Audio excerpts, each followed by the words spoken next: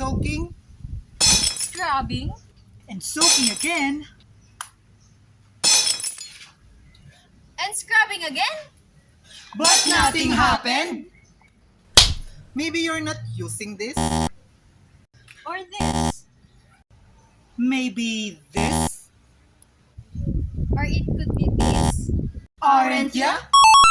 Did you know that with the help of nanotechnology, almost all of the modern powder detergent that we use in our laundries are made up of zeolites, a special material that is made of silicon and aluminum oxide that is a specific nanoporous cage-like structure.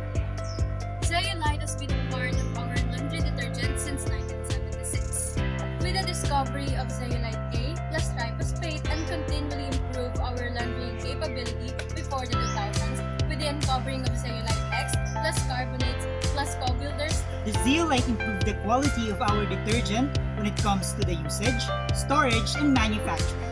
Properties of the detergent zeolites in the laundering process are minimized fiber damage via special particle morphology, minimized incrustations due to optimized particle size distribution, high water softening capacity, robust performance under a wide range of conditions, inhibition of graying, and inhibition of dye transfer.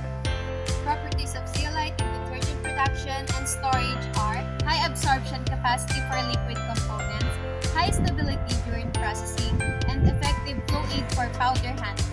The main goal and importance of the discovery of the zeolites and its inclusion to our detergent is more than the function it could give us.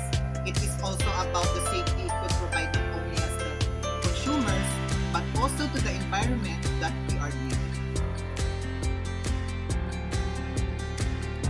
Studies indicate, however, that the effect on plants is determined less by the zeolite and more by the remaining composition of the soil. No significant changes in yields were observed in crops exposed to sewage sludges containing zeolite.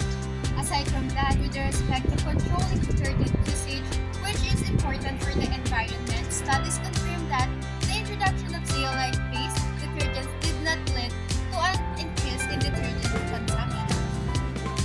Due to their lack of hazardous properties, zeolites are not classified as dangerous substances under chemicals, dangerous substances, or transport regulations.